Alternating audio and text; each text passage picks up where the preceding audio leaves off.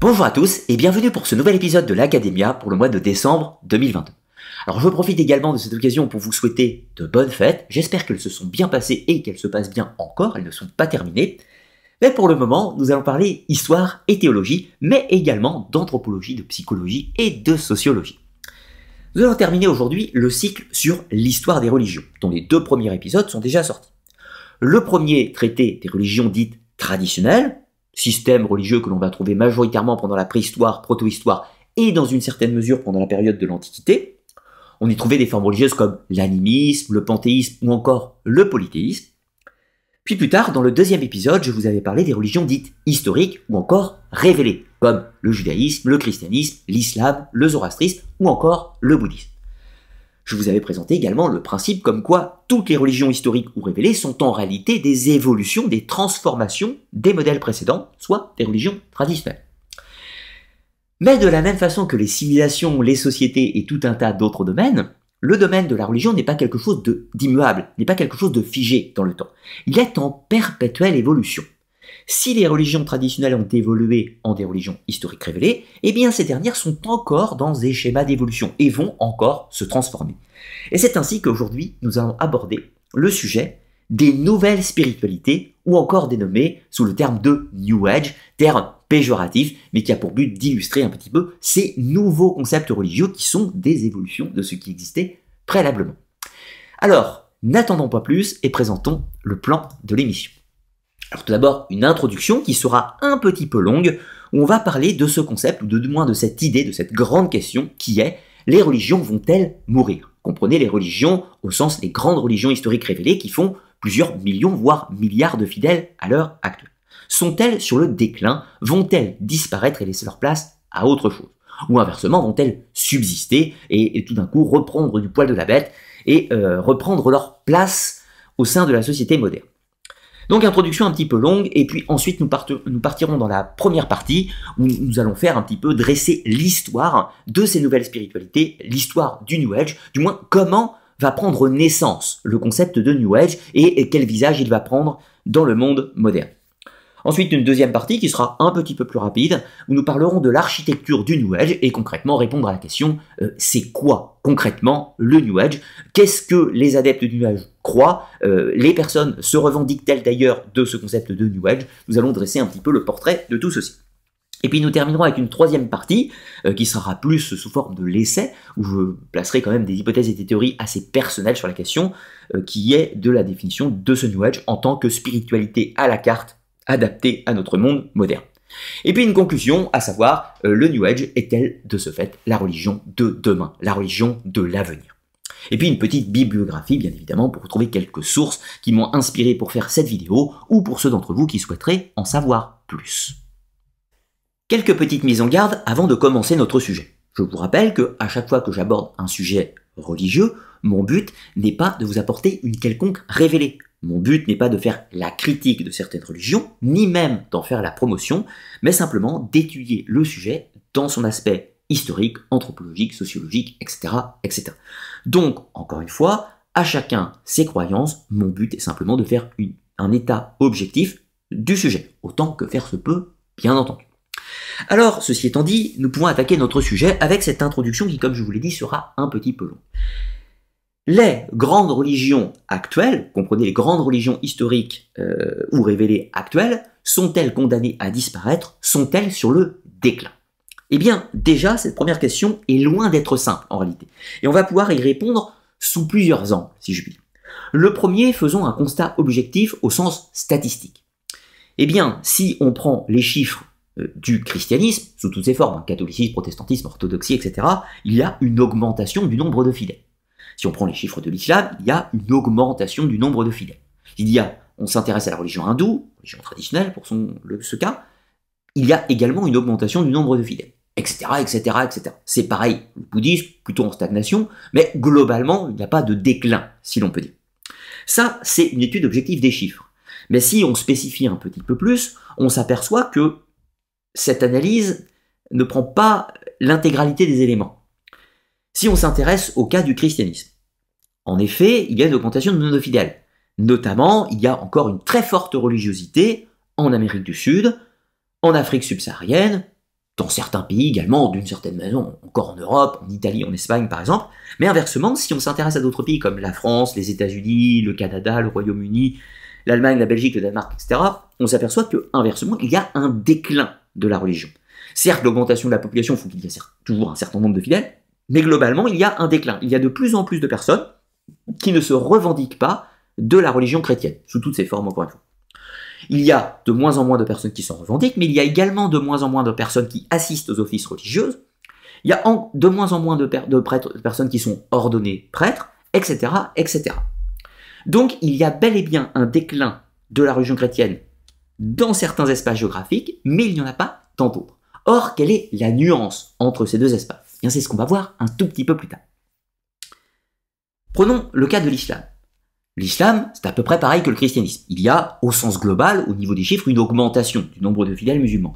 Mais, si on spécifie un petit peu les chiffres, on s'aperçoit que dans la plupart des pays majoritairement musulmans, il y a une augmentation du nombre de fidèles, il y a toujours un très fort taux de religiosité dans les pays dits musulmans.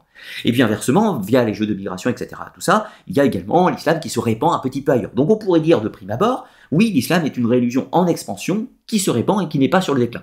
Eh bien, c'est une réponse en réalité un petit peu trop rapide et même totalement péremptoire. Je prends que ces deux exemples et vous aurez compris la mécanique globale. Alors maintenant, voyons quelques petits points pour expliquer que oui, les religions historiques sont bel et bien sur le déclin. À l'introduction, donc, la mort des religions. Les religions historiques sont-elles sur le point de disparaître dans les décennies à venir? Alors, dans les décennies à venir, probablement pas. Dans le siècle ou les 2 siècles à venir, c'est une autre question. Alors, quelles sont en réalité les causes du déclin de ces religions?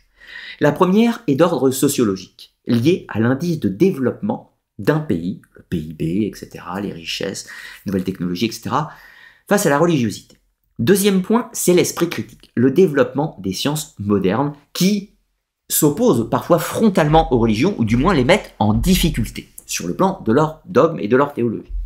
Troisième élément, c'est la politique avec la perte d'influence des institutions religieuses. Mais, un gros bémol, j'insiste sur ce point, la mort des religions historiques ne veut pas dire pour autant la mort de l'aspiration spirituelle. Et c'est là toute la problématique en réalité de notre sujet. Alors, prenons le premier point qui est l'aspect sociologique, l'indice de développement face à la religiosité.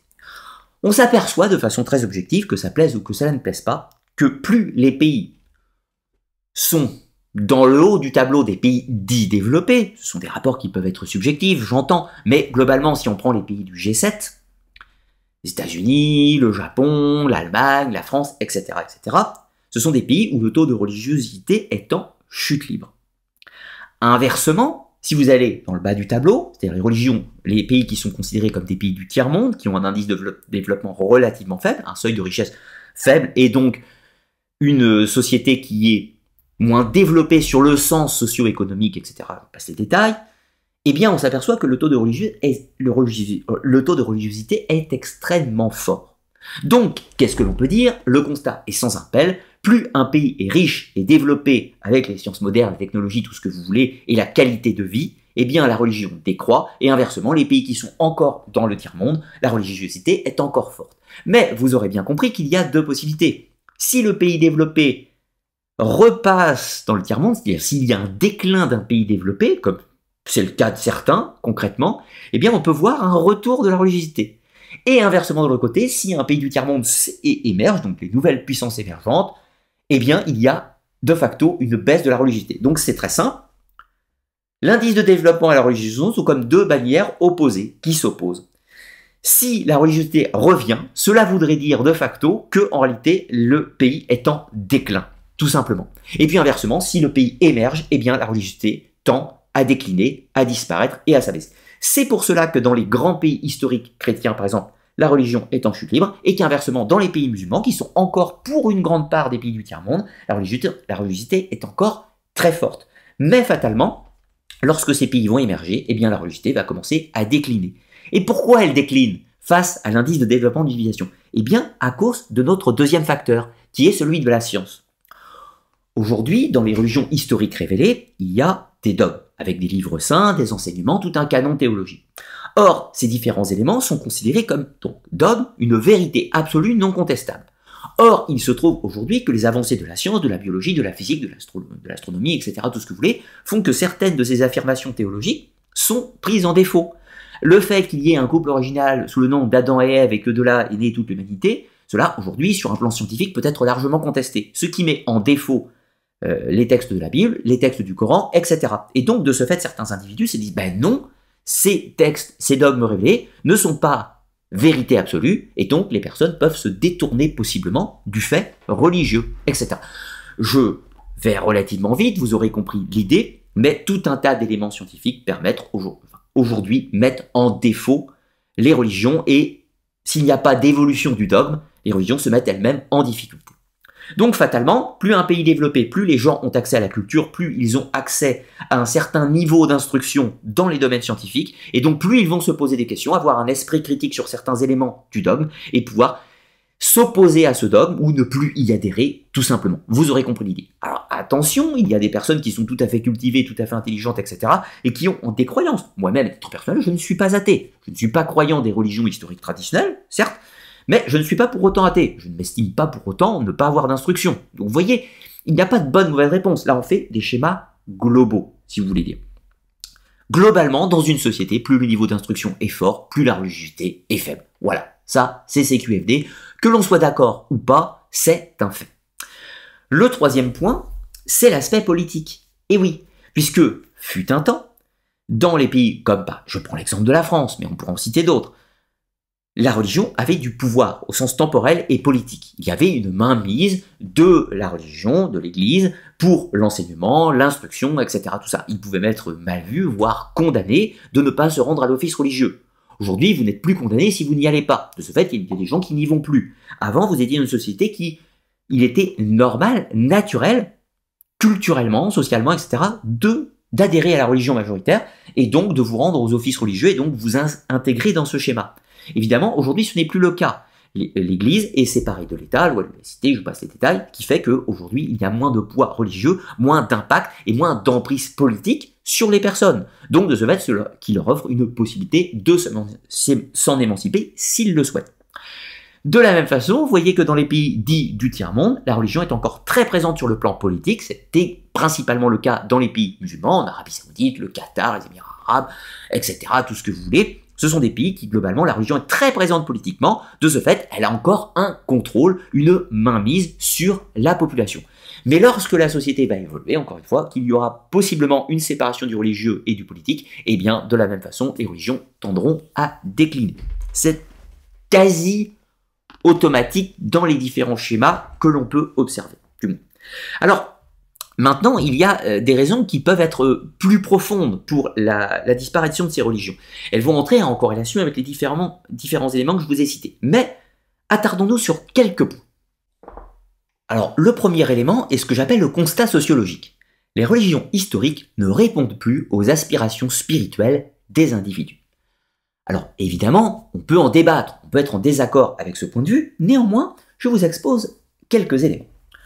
Aujourd'hui, et là je parle des pays dits de l'Europe occidentale, de l'Amérique, du Japon, etc., les pays dits développés, les pays du G7 ou éventuellement du G20 dans une certaine mesure, pas tous, il y a une évolution des mœurs, une évolution des sociétés, une certaine libération dans le domaine du mariage, de la sexualité, tout un tas d'autres choses. Aujourd'hui, certains des postulats des dogmes des religions ne répondent plus aux aspects sociaux d'une société. Je prends un exemple. Aujourd'hui, la contraception pour les femmes est quelque chose d'entré dans les mœurs, quelque chose de tout à fait naturel sur le plan sociologique, du moins des pays du G7. Mais inversement, dans le cadre des lectures religieuses, cela n'est pas considéré comme bien. Donc de ce fait, il y a une aspiration sociale d'un côté et un point de vue religieux de l'autre qui s'opposent et qui peut engendrer un conflit. De nombreuses personnes vont rejeter la religion parce qu'il y a un élément social auquel la religion s'oppose et qui est inconcevable pour les personnes. On pourrait parler de l'union, par exemple, des personnes homosexuelles, etc. Tout ça, ce sont des choses où les religions ont parfois des points de vue assez stricts, et de ce fait, les aspirations des sociétés plus modernes font qu'il y a un écart qui se creuse, et qui font que, encore une fois, certaines des religions ne répondent plus aux aspirations sociologiques, aux aspirations individuelles des personnes. On pourrait aller encore un petit peu plus loin sur, par exemple, la voie du salut. Certaines religions ont des aspects qui peuvent être parfois assez austères. Le fait de certaines privations, certaines restrictions, restrictions alimentaires par exemple.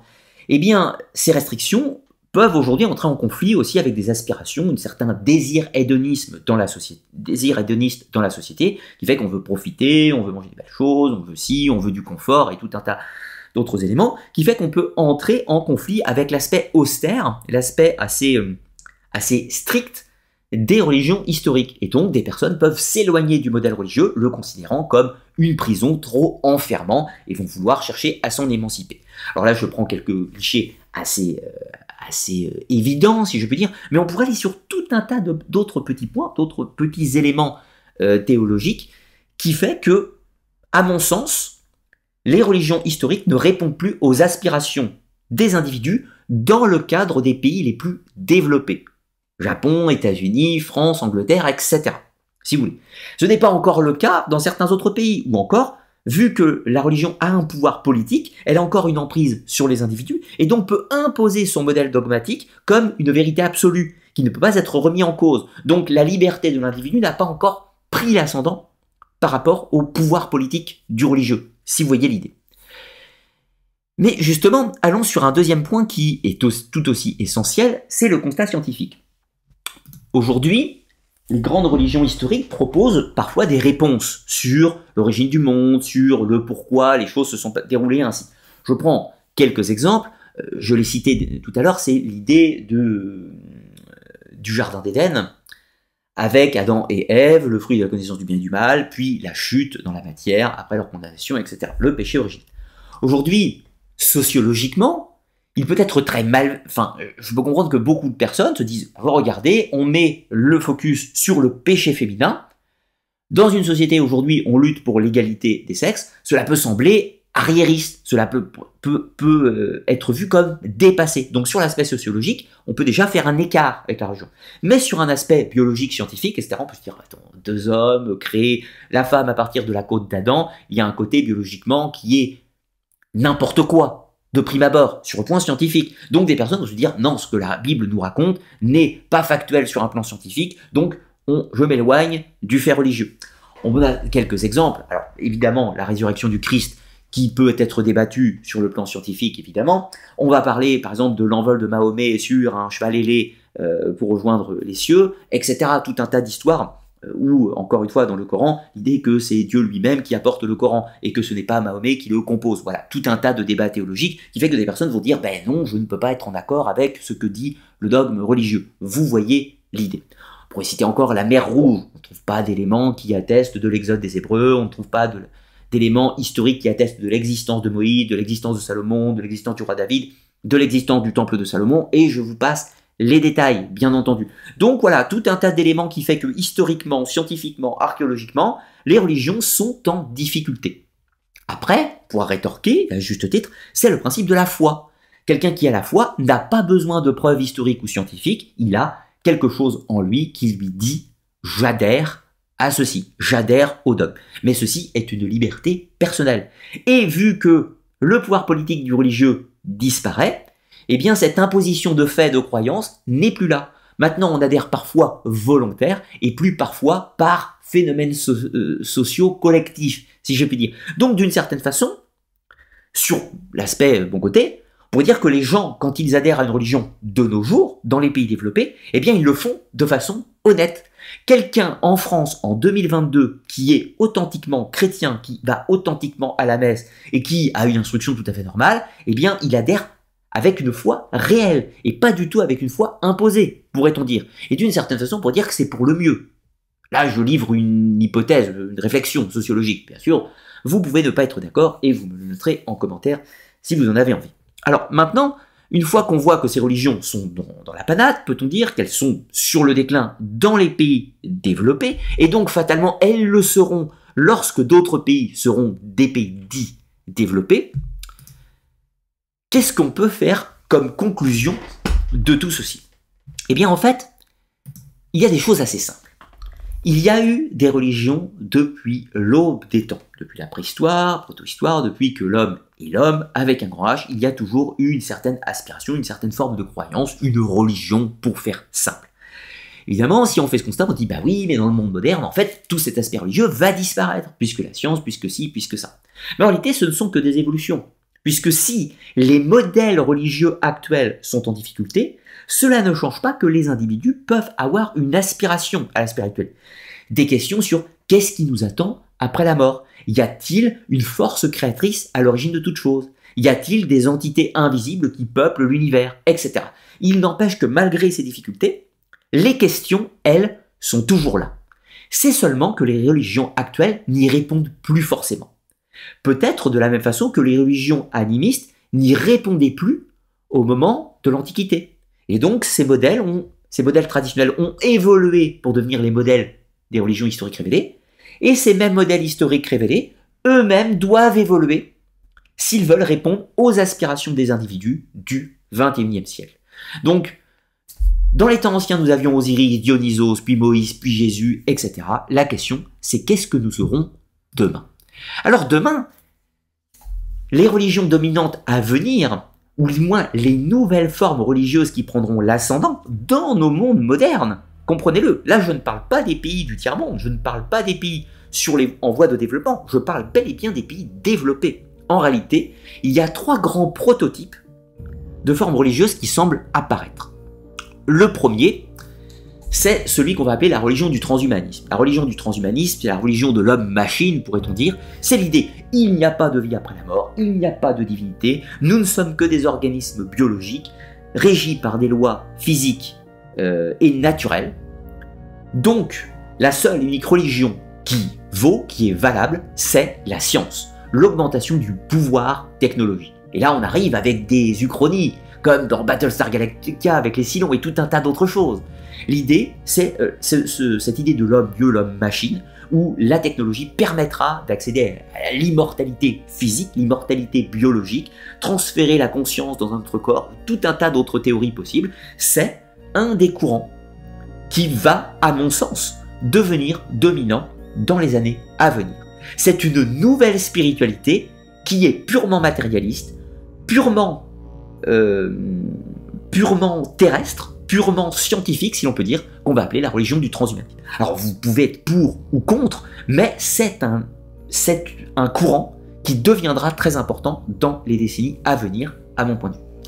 De l'autre côté, vous avez une opposition avec des personnes qui, plutôt que de chercher des dieux invisibles et des concepts théologiques qu'on trouve dans les textes saints, ils vont réutiliser ce matériel, ils vont réemployer ce qui existe dans les religions traditionnelles et les religions historiques pour ne plus y voir une divinité comme Dieu, Allah ou tout le nom que vous voulez lui donner, ne plus y voir des panthéons antiques de dieux qui règnent au-dessus des nuages, mais ils vont y voir tout simplement des extraterrestres, une civilisation venue d'ailleurs.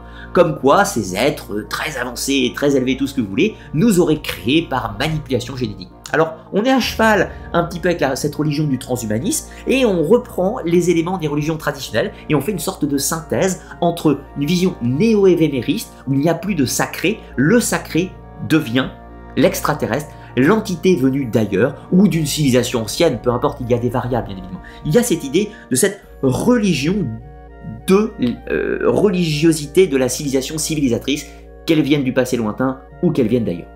Une sorte de religion archéologique, si l'on veut, un petit peu.